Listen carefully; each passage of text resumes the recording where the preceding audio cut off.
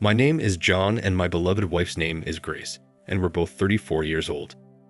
I'm not fat, but I could lose a few pounds, and I've always thought I was pretty good looking. I had several girlfriends in college and never had a problem attracting the opposite sex, but all of that stopped when I met my future wife during my freshman year of college. We dated exclusively until the question came up, and 7 months later she became my wife. She had several admirers in college and has never lacked male attention. She instantly lights up any room and radiates energy. Her playful personality is all admiration. I thought we were the perfect couple because we enjoyed spending time together. However, the only problem is that we don't see each other enough to spend as much time as we need to. I am a systems analyst at a large IT company, and she is a registered nurse in the orthopedic department of a large hospital. I usually work 9 hours, 6 days a week, although sometimes I have to stay late if I'm working on a complex or time-sensitive problem. Because of our work hours, we only see each other on weekends. When Grace works the day's shift, we see each other at night, but she's always so tired that she goes to bed by 10, which is shortly after arriving home. We try to make up for the lack of intimacy on the weekends. We often discuss fantasies, and we both agreed that fantasies should be just that, fantasies. She was everything I needed, and she assured me that I was the love of her life. I have no time for cheating, and she knows my feelings about cheating. I just wouldn't tolerate it. She works 4 days a week for 13 hours. Monday through Thursday, alternating shifts every 4 weeks. Shifts are usually 7 to 8, day or night. There is also a shift change period, which, since she started working in orthopedics, takes about an hour. So on her way home, she usually comes in around 9:30 in the morning and evening. For the last 2 years, I've been asking her to get a permanent job, but she loves what she does and didn't want to change jobs. So we just put up with her unsociable hours. When we first got married, we both had student loans and agreed that we should pay them off before starting a family. When the loans were paid off, we decided to put off having children until we were comfortably settled in a nice house and neighborhood. 3 years ago, we reached that goal and concluded that it was time for her to get pregnant. Except she didn't. Today was Monday, and I left work early, thinking I had the flu. I texted my wife that I was going home sick, and she replied that I needed to take flu medicine. I asked her what kind of medication and where can I find it. She replied, Tamiflu, and it was in the medicine container and the second drawer under her dressing table in our bathroom. I simply replied, okay, and went home. Once home, I went into our master bath to look for her medication and instead found something else. I searched the drawer she indicated and found nothing labeled Tamiflu. I opened the top drawer and found flu medicine in there, as well as a foil packet of birth control pills. She had already taken the one labeled for today. I was completely shocked. She had promised me that she had given up the pill over 3 years ago. We had been trying to have a baby for the past 3 years without success. My wife just told me that we were unlucky with our work schedule and sooner or later, our schedule would coincide with her period. In spring, I decided enough was enough and we both got tested. After numerous tests, our doctor stated that there was nothing wrong with either of us. I look at the foil packet of pills and wonder if it's an old packet, but realize that the days of the pills corresponded to the month and the correct pill for today had already been taken out. Today was Tuesday, the 18th of the month, and 18 pills had been taken, including today's. They were expiring in 2 years, so they must have been refilled recently. Simultaneously, I scrolled through several different scenarios in my mind. Did Grace really want a family? Was she having some sort of secret affair? Did she have health problems I didn't know about? Why did she lie to me? Our bodies weren't getting any younger, and the longer we put off starting a family, the harder it would be. How would I approach her? I took Tamiflu and disappeared into bed. Next thing I know, Grace is shaking me, asking how I'm feeling and if I need anything. I feel better and no, I don't need anything. I actually felt bad that she didn't share anything with me, but she didn't say anything. I watched her as she obviously thought I had passed out again. Undressed to take a shower, and it seemed to me that some parts of her body were reddening. Suddenly, I realized that she must have had an affair after her shift before she came home. When she worked in the other department, her shift change took less than 10 minutes. Why should it take an hour now? She didn't close the bathroom door and I walked over to where I could watch her reflection in the full-length mirror in the bathroom. I thought she had spent an ungodly amount of time tidying herself up. Was this a regular thing? I had no idea because I had never watched her before. She undressed in our bedroom, and her clothes lay where she had left them. I picked up her undies, and yes, they were still wet. I returned it under her robe and went back to bed. I was angry without words. Up to this point in my life, I thought everything was perfect. Now I wasn't so sure. Next to me, Grace had acted like the perfect wife. However, I realized that there had to be a side to her that I didn't realize. I needed more information. She came back into the bedroom from the shower and got into bed with me. I had never been in bed at this time of night. She didn't even try to hug or comfort me, and I stayed on my side. She was gone long before I woke up the next morning. I called my boss and told him I had the flu. I had a bunch of sick days and needed some free time to figure out what to do. One of my best college friends had become a lawyer, so I called him and asked for advice. I soon learned that we had a no-fault state, and since we had no children, we only had to split our assets 50-50. The biggest thing was our house, which had accumulated some equity that needed to be sold and the proceeds divided. My friend agreed to represent me if I decided to file a lawsuit. He assured me it was a slam dunk. At 8 o'clock that evening, I parked outside Grace's car to follow her. We both have iPhones, and I checked her location with the Find My Phone app and determined that she was still in the orthopedic ward. After 10 minutes, I realized she was on her way, so I called the ortho and asked to speak to her, but was informed that her shift was over and she had left. I realized that she had lied to me about the shift change period, which was actually only 10 minutes or less. I continued to watch the app on my phone and realized that the blue dot had stopped in an area that was unfamiliar to me, but still within the hospital complex. I got out of the car and decided to find her phone. It wasn't as easy as it looked. I found a place, but the wrong floor. Finally, after at least 20 minutes, I found myself outside one of the rooms used by doctors to rest when they work long shifts. Inside, I could hear the sounds of lovemaking.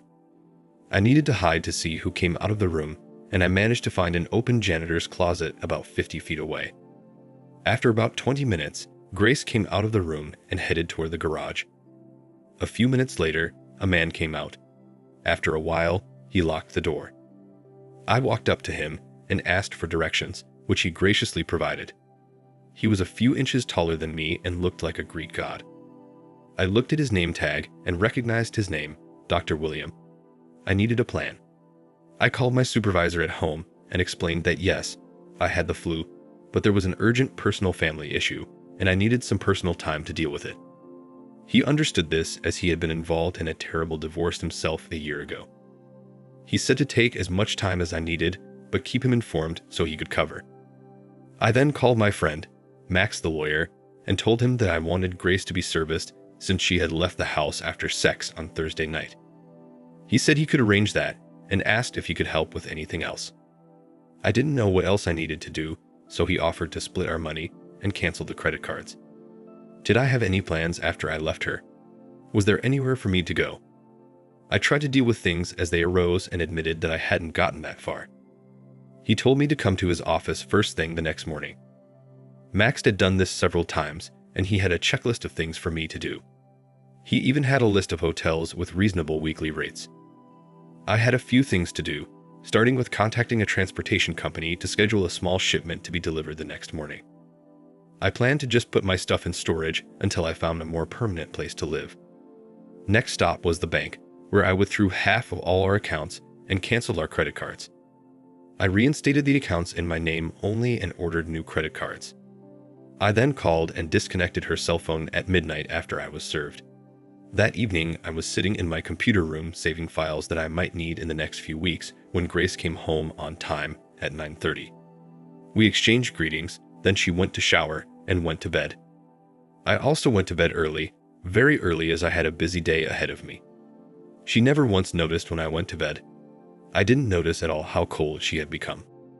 The next morning, she left the house early and the movers arrived at 9 sharp. I had a list of things to take with me and stickers on everything that needed to be packed. My car was packed with suitcases and computer equipment that I would need for work when the movers were done. I went out and bought one black rose because it symbolizes death and leaving, and also indicates major changes or upheaval in the future. In this sense, a black rose also means the death of old habits and old order. In this case, it meant the death of our marriage. I placed it in the center of the kitchen table and wrote a short note. Grace, if you remember, I called you on Monday and told you I was sick and was going home. You told me to take Tamiflu and told me where to find it. However, it was not in your second dressing table, but in the top drawer next to your birth control pills. Suddenly, several pieces of a large puzzle came together. You weren't even trying to have a baby because you were having an affair with a doctor at work. I think your affair with Dr. William was more important than our marriage, and I understand it's been going on since you were transferred to orthopedics. So many lies, how could you? I thought we had a great marriage and trusted each other completely. I thought you loved me, and now you've broken my heart. Surely you knew that when I knew our marriage was going to break up. Guess what? Since we have a no-fault state, I don't need proof of your infidelity, which by the way would be very easy to obtain. I split our accounts and took everything I wanted out of the house. Have you discovered that your cell phone and credit cards may not be working? By the way, find somewhere to move because in 60 days, I'm listing the house and anything left inside will go to Goodwill. Now you're free to do whatever you want. I bet he's married and has a family, doesn't he? You have to realize his wife will find out. What will the hospital say? Remember when I said I wouldn't tolerate infidelity?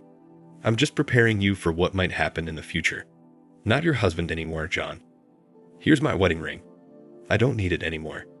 So I left the paper with the ring on the table and left the house. I checked into one of the hotels with a weekly rate and waited. Grace was served by a deputy sheriff who worked for Frank in his spare time. His specialty was service. Apparently, she had a tantrum and passed out. The doctor had to come out of his room in his underwear to render aid to her. But an hour later, she called, angry and wanting to know why I had sued her for divorce. I asked her why she even asked such a stupid question. I told her that she had been cheating on me since she went to the orthopedist, which was over 2 years ago. She asked when I found out about her affair, and I told her last Monday when I was looking for Tamiflu. I found her birth control pills. I heard her sigh on the phone. After that, it was easy to figure it all out. I disconnected the phone call. Apparently, she hadn't read my letter. I didn't get much sleep, but I decided to go to work the next day. I found a mountain of work that had piled up. I had nowhere to go or no one to go home to, so I started working 16 hours a day, 7 days a week. Max and I talked often, and one day I asked him if the doctor was married, and if so, was there any way to let his wife know? He would consider it. Grace was fighting the divorce. I hadn't seen her or heard from her, but her attorney was in contact with Max.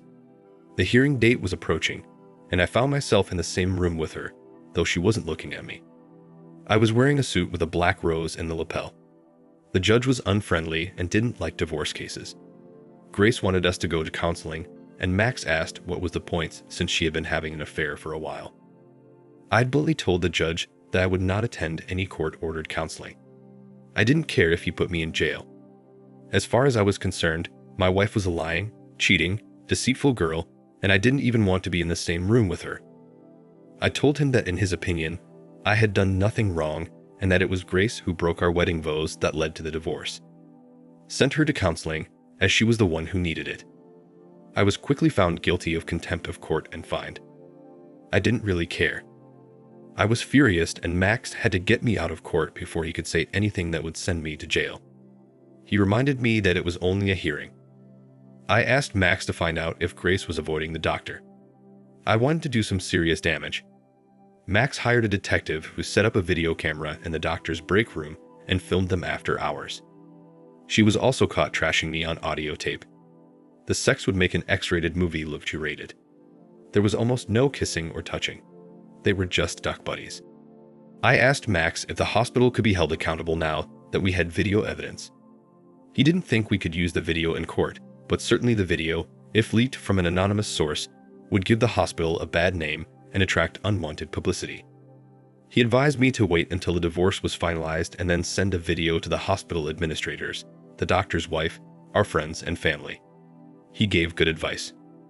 If she was fired before the divorce was finalized, I would have to pay alimony. I, of course, did not want to do that. Finally, the day of the divorce came, and the judge ruled in favor of divorce without consultation. He said too much bad blood had already been spilled, and he felt our marriage was beyond repair. So the divorce was granted. The next day, the video leaked from an anonymous source completely unrelated to me. Shit quickly hit the fan. Grace called me and asked me why I did all this. I told her that there was no proof that I had leaked the video. However, I wanted to thank whoever had done it. I also reminded her that I would not tolerate being cuckolded, and she did it to my face and even continued after I filed for divorce. She had dissolved 2 marriages. I said it could be worse, and she said it could be worse. It got worse the next day when our family and friends reacted to the video. Everyone took my side, and no one had nice words for her. Everyone thought we had such a perfect marriage. That was 3 years ago, and I haven't seen Grace or heard from her since. She's been shifty and badly burned out. I married a second time to a wonderful woman, and we have a 1-year-old daughter. My new wife wants a big family and plans to be a stay-at-home mom. That's what I've always wanted. If you are wondering what happened to Grace and William, they had a hard life. Grace tried for almost a year to talk to me. I'm not sure why she tried. I didn't give her a chance to reconcile. Both William and Grace were unceremoniously fired. William's wife filed for divorce. Grace could have handled it, but then I sent out the video to our friends and family. It was the final blow to her, so she started thinking about leaving to start over. If she hadn't tried to contest the divorce, she might not have lost her job. Grace didn't want a divorce, so she sought counseling, but I got very angry and she lost the case in court. Her second mistake was that she continued to date William and have sex with him. I did a very smart thing by waiting until our divorce was finalized before sending out the video. If I had sent out the video before our divorce and she was fired, I would have had to pay alimony. Eventually, Grace, feeling completely ashamed and humiliated, she moved to Oklahoma City and found work as a nurse in a doctor's office. She may be trying to get her life together, and I hope she has learned her lesson. Thank you for watching. Like, comment, and subscribe if you enjoyed the video. Until next time, I'll see you again. Take care.